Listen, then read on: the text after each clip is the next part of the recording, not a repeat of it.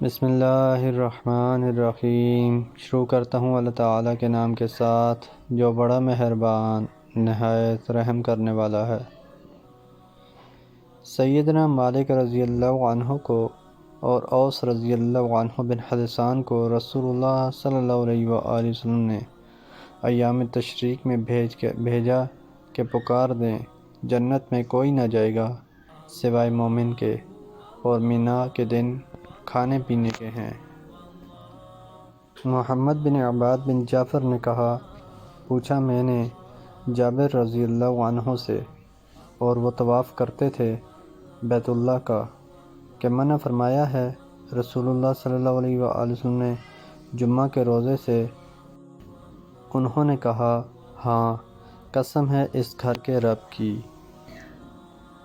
سیدنا ابو ہریرہ رضی اللہ عنہ نے کہا، فرمایا رسول اللہ صلی اللہ علیہ وآلہ وسلم نے، کوئی روزہ نہ رکھے اکیلے جمعہ کا، مگر آگے اس کے بھی رکھے یا اس کے پیچھے بھی۔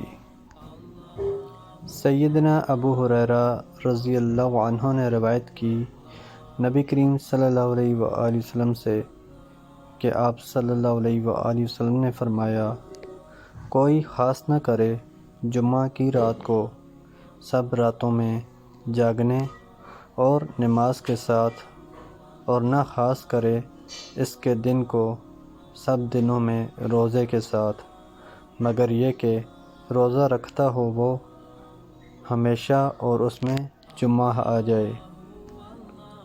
حضرت عبداللہ بن عباس رضی اللہ عنہ کہتے ہیں کہ رسول اللہ صلی اللہ علیہ وآلہ وسلم 2 قبروں کے پاس سے گزرے تو فرمایا، یہ دونوں قبر والے عذاب دیے جا رہے ہیں، اور کسی بڑی وجہ سے عذاب نہیں دیے جا رہے ہیں۔ رہا یہ شخص تو اپنے پیشاب کی چھینٹ سے نہیں بچتا تھا، اور رہا یہ دوسرا شخص تو یہ چغل خوری کیا کرتا تھا۔ پھر آپ صلی اللہ علیہ وآلہ وسلم نے کھجور کی ایک تازہ ٹہنی منگوائی اور اسے چیر کر 2 ٹکڑے کیے، اور ہر ایک کی قبر پر ایک ایک شاخ گاڑ دی۔ پھر فرمایا، امید ہے کہ جب تک یہ دونوں خشک نہ ہو جائیں ان کے عذاب میں تخفیف کر دی جائے۔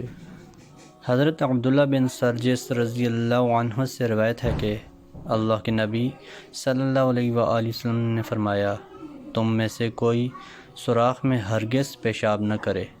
لوگوں نے قتادہ سے پوچھا، سوراخ میں پیشاب کرنا کیوں مکروہ ہے؟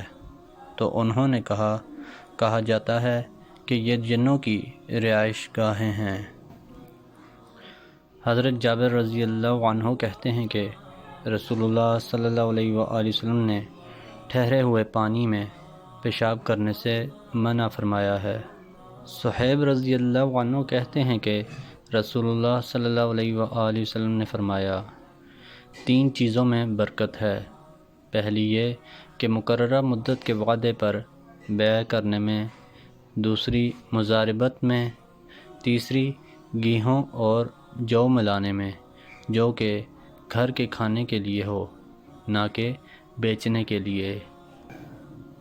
حضرت ابو ہریرہ رضی اللہ عنہ کہتے ہیں کہ رسول اللہ صلی اللہ علیہ وآلہ وسلم نے فرمایا، جب تم میں سے کوئی رات میں نماز پڑھنے کے لیے کھڑا ہو اور قرآن اس کی زبان پر لڑکھڑانے لگے اور وہ نہ سمجھ پائے کہ کیا کہہ رہا ہے، تو اسے چاہیے کہ سو جائے۔ حضرت انس رضی اللہ عنہ کہتے ہیں کہ رسول اللہ صلی اللہ علیہ وآلہ وسلم مسجد میں داخل ہوئے، دیکھا کہ 2 ستونوں کے درمیان ایک رسی بندھی ہوئی ہے۔ پوچھا، یہ رسی کیسی بندھی ہے؟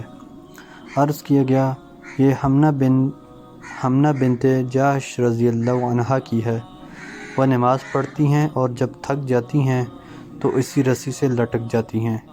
یہ سن کر رسول اللہ صلی اللہ علیہ وآلہ وسلم نے فرمایا، جتنی طاقت ہو اتنی ہی نماز پڑھا کریں، اور جب تھک جائیں تو بیٹھ جائیں۔ زیاد کی روایت میں یوں ہے، آپ نے پوچھا، یہ رسی کیسی ہے؟ لوگوں نے کہا، زینب رضی اللہ عنہا کی ہے، وہ نماز پڑھا کرتی ہیں، جب سست ہو جاتی ہیں یا تھک جاتی ہیں تو اس کو تھام لیتی ہیں۔